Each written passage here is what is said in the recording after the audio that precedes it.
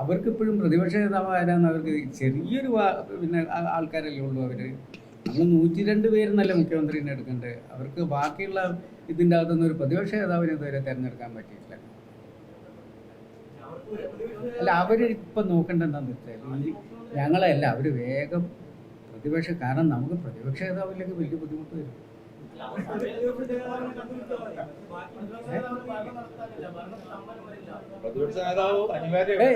പ്രതിപക്ഷ നേതാവില്ലെങ്കിൽ സ്തംഭനം വരും. അല്ല, അത് മുഖ്യമന്ത്രി ഞങ്ങൾ ഉണ്ടാക്കും, പക്ഷെ പ്രതിപക്ഷ നേതാവിനെ അവരുണ്ടാക്കണം. അവരിപ്പം നിങ്ങൾ പിന്നെ മുഖ്യമന്ത്രി ആരാന്ന് അവർ തീരുമാനിക്കാൻ തുടങ്ങിയാൽ ഞങ്ങൾ പ്രതിപക്ഷ നേതാവെന്ന് ഞങ്ങൾ പറയേണ്ടി വരുമല്ലേ? നിങ്ങൾ ഇന്ന ആളാണ് ആക്കേണ്ടതെന്നൊക്കെ ഞങ്ങൾ പറയുന്നുണ്ട് അവരോട്. ഇടതുപക്ഷത്തിനോട് നിങ്ങൾ ആരെങ്കിലും ചോദിക്കുന്നുണ്ടോ നിങ്ങൾ ആരായിരിക്കണം നിങ്ങളുടെ പിന്നെ പ്രതിപക്ഷ നേതാവ് എന്നുള്ള ചർച്ച ഇല്ലല്ലോ. അവരിപ്പോൾ ചർച്ച ചെയ്യുന്നത് CPI ഞങ്ങൾക്ക് പ്രതിപക്ഷ നേതാവ് കിട്ടുമോ എന്നുള്ള ചോദ്യം ഇതാണല്ലോ അവർ ചോദിച്ചുകൊണ്ടിരിക്കുന്നത്. അപ്പം നമ്മൾ ഞങ്ങളുടെ മുഖ്യമന്ത്രി അധികം വൈകാതെ തന്നെ വരും, കാരണം അത് അവിടെ ചർച്ച ചെയ്യുന്നുണ്ട്. ആ ചർച്ചയുടെ ഫലമായിട്ട് വരും. അതിൽ ഞങ്ങൾ ഇനി തെരുവിലിട്ടിട്ട് അലക്കാൻ ഉദ്ദേശിക്കുന്ന ഒരു കാര്യമല്ല, എൻ്റെ ആവശ്യമില്ല. അങ്ങനെ മോശമാക്കേണ്ട ഒരു മുന്നണിയല്ല ഐക്യജനാധിപത്യം. അതുകൊണ്ട് മുസ്ലിം ലീഗ് എന്ന് പറയുന്ന പ്രസ്ഥാനം വളരെ സംയമനത്തോടുകൂടി കാര്യങ്ങൾ കാണുകയാണ്. അതാണ് ഇന്നത്തെ നേതൃയോഗത്തിലെടുത്ത തീരുമാനം. നമ്മൾ അത് അധികം വൈകൂലല്ലോ, ഇന്നല്ലെങ്കിൽ നാളെ വരും മുഖ്യമന്ത്രി. പിന്നെ വന്ന ശേഷം പിന്നെ നമ്മൾ പിന്നെ എന്തിനാണ് ഇത്രയും സമയം ഇത് ചർച്ച ചെയ്തതെന്ന് ചിന്തിക്കുന്ന ഒരവസ്ഥ വരണ്ടല്ലോ. വരട്ടെ.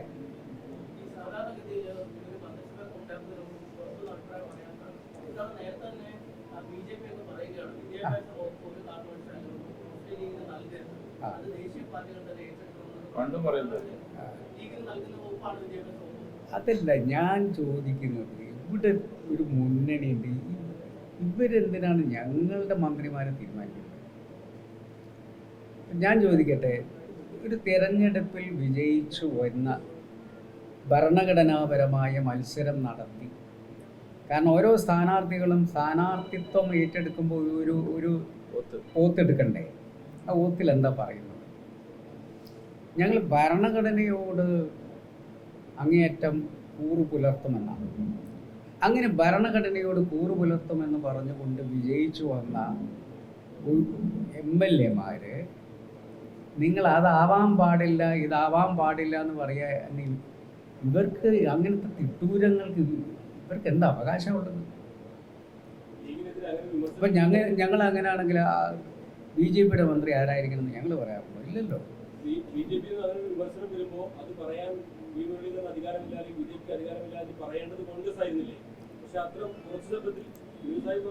അതല്ലേ അതൊന്നും നമ്മൾ അതിന് മറുപടി അത് കോൺഗ്രസ് എടുത്ത നിലപാട് അത് മറുപടി അർഹിക്കുന്നില്ല എന്നുള്ളതായിരിക്കും. കാരണം അത് മറുപടി അറിയിക്കുന്നില്ല, കാരണം അവരുടെ പാർട്ടി ഓഫീസിൽ ഇരുന്നിട്ടാണോ തീരുമാനിക്കുന്നത്? അതിന് കോൺഗ്രസ് മറുപടി പറയുമ്പോഴാണ് മോശം വരിക.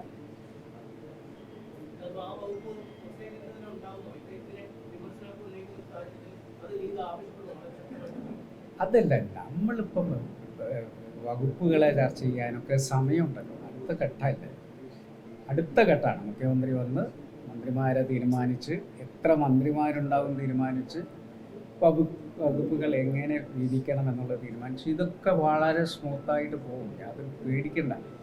എന്താണെന്ന് വെച്ച് കഴിഞ്ഞാൽ എല്ലാവർക്കും എന്താണെന്ന് വെച്ചാൽ നമ്മൾ വന്നതാണല്ലോ, ഭയങ്കര ആകാംക്ഷയുണ്ട് പെട്ടെന്ന് ആരാവണം മുഖ്യമന്ത്രി, ആരൊക്കെ ആയിരിക്കണം മന്ത്രിമാരെന്നുള്ള ആകാംക്ഷ നിങ്ങൾക്കുണ്ട്, ഞങ്ങൾക്കും എല്ലാം ഉണ്ട്.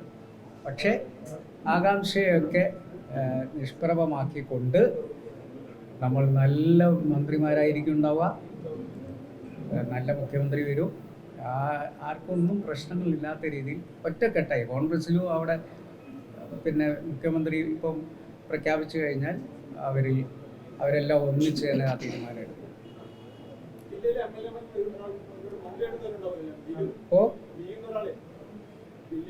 അതാണ് ഞാൻ പറഞ്ഞത്. നമ്മൾ പിന്നെ ഞാനത് ആദ്യം പറഞ്ഞു കഴിഞ്ഞു. നമ്മൾ 6 പേരെ ജയിപ്പിച്ചിട്ടുണ്ട്. അപ്പം നമ്മൾ പിന്നെ അങ്ങനെ ഒരു പ്രതീക്ഷ ഉണ്ട് ഞങ്ങൾക്ക്. പക്ഷേ അത് മുഴുവൻ തീരുമാനിക്കേണ്ടത് പാർട്ടി നേതൃത്വമാണ്. സാദിഖ് അലി ഷിഹാബ് തങ്ങളെ ചുമതലപ്പെടുത്തി അദ്ദേഹം നീതിപൂർവ്വം കാര്യം ചെയ്യും. പക്ഷെ അതിൻ്റെ പൂർണ്ണ അവകാശം അദ്ദേഹത്തിനുള്ളതാണ്.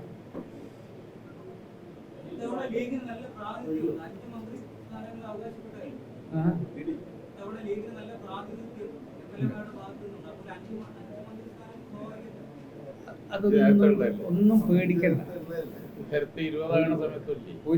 ഒന്നും പേടിക്കണ്ട. നിങ്ങൾക്കൊക്കെ ഭയങ്കര ഭയപ്പാടുണ്ട് ലീഗിൻ്റെ വിഷയത്തിൽ. ഒരു വിഷമവും വേണ്ട. നമ്മൾ ആ കാര്യങ്ങളൊക്കെ അവധാനപൂർവ്വം ചർച്ച ചെയ്ത് തീരുമാനമെടുക്കും.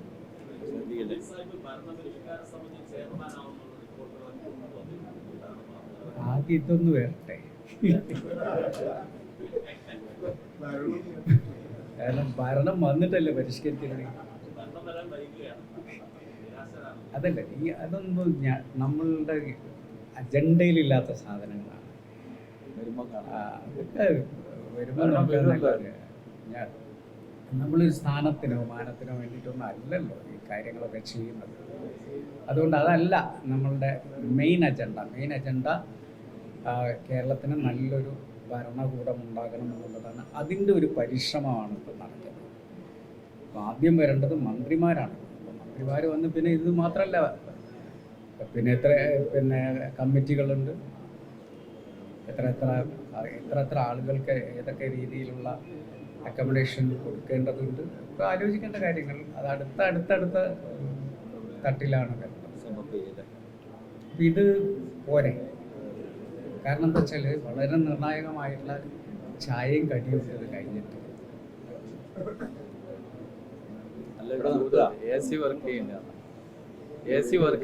എന്താണെന്നറിയില്ല. മുകളിൽ നിന്ന് നിങ്ങൾക്ക് എ സി ഇല്ലാന്ന് പറഞ്ഞാൽ ഞങ്ങൾ താഴോട്ട് ഇറക്കിയതാണ്. താഴെ നോക്കുമ്പോൾ താഴെ അങ്ങനെ പറയാൻ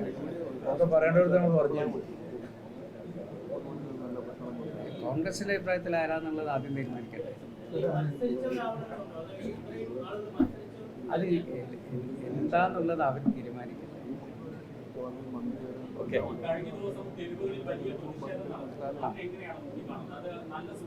അല്ല, ഇപ്പം നമ്മൾ പറഞ്ഞല്ലോ, ഇനി ഇത് തെരുവിലിട്ട് അലക്കേണ്ട ഒരു വിഷയമല്ല. തെരുവിൽ അല്ലല്ലോ അത് ചർച്ച ചെയ്യേണ്ടത് എന്നുള്ള കാര്യത്തിൽ ലീഗിന് ഒരു അഭിപ്രായമുണ്ട്. തെരുവിലല്ല അത് ചർച്ച ചെയ്യേണ്ടത്. അത് ഉള്ളിൽ ഇപ്പം നമുക്ക് എല്ലാവരുമായിട്ട് കമ്മ്യൂണിക്കേഷൻ ഉണ്ടല്ലോ. കോൺഗ്രസിന്റെ നേതൃത്വമായിട്ട് നമുക്ക് കമ്മ്യൂണിക്കേഷൻ ഉണ്ട്. അതൊക്കെ നമ്മളുടെ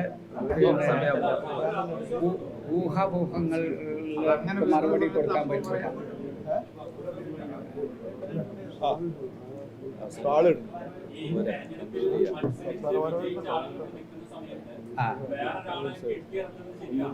ഇല്ല, അങ്ങനെയൊന്നും നമ്മൾ സംസാരിക്കേണ്ട ഒരു സമയമല്ലല്ലോ.